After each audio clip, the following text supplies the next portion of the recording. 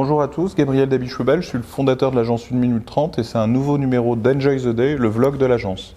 Aujourd'hui, je vais vous parler de la façon dont, de mon point de vue et de la façon dont je les vis, les négociations salariales sont extrêmement sensibles et difficiles en France.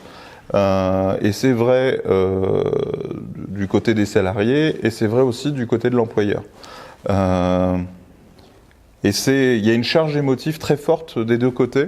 Il n'est pas rare, et ça a été le cas, et c'est encore le cas parce que tous les entretiens ne sont pas encore complètement conduits, d'avoir des salariés qui font dans l'arme, qui pleurent, d'avoir une relation alors que il y a plutôt une relation qualitative avec les salariés.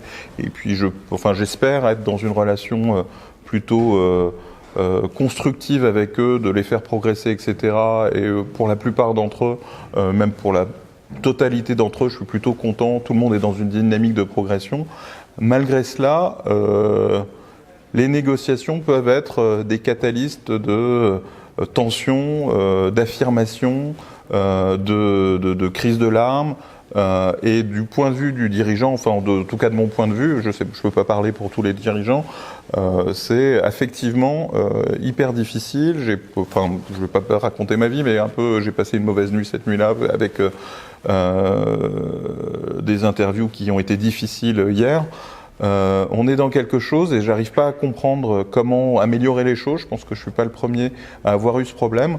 On est dans une situation où le fait de concentrer les négociations à un moment de l'année, de peut-être officialiser ces rendez-vous, que ce soit pas quelque chose de fluide, de permanent, de régulier, en fait aussi des vrais moments de tension qui déstabilisent l'entreprise, où chacun en ressort globalement insatisfait. Et c'est vrai que dans notre métier, j'en ai parlé dans une précédente vidéo, on ne peut pas payer autant les gens qu'on le souhaiterait parce qu'on est limité par la rentabilité de chaque salarié. C'est quelque chose, enfin en tout cas moi j'ai pas la solution, j'y vais pas gaiement, je sais pas comment bien l'aborder. Je vais peut-être dans une prochaine vidéo vous donner des conseils de ce que j'ai essayé de mettre en place pour être le plus juste possible et pour que ça marche bien.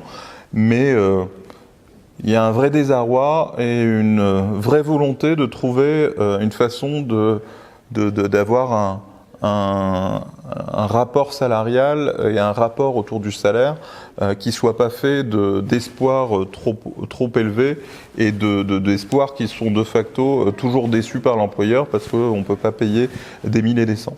Ce numéro est vraiment une forme de partage de ressenti. Si parmi vous il y a des gens qui ont des réponses, qui ont su mettre en place des processus d'augmentation d'entretien annuel et de rémunération efficaces, qui ont trouvé la façon de craquer le truc pour que ce soit quelque chose de fluide, de non conflictuel, avec des espoirs qui sont un peu alignés. Je vous invite vraiment à me donner votre point de vue, à me faire des retours. Ce ne sera pas utile nécessairement cette année, mais l'année prochaine, j'en tiendrai effectivement compte pour que la négociation avec les salariés soit plus qualitative et pas que dans la revendication, même si on a tout essayé pour ça.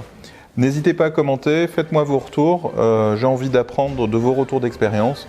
Merci à tous, bonne journée et enjoy the day.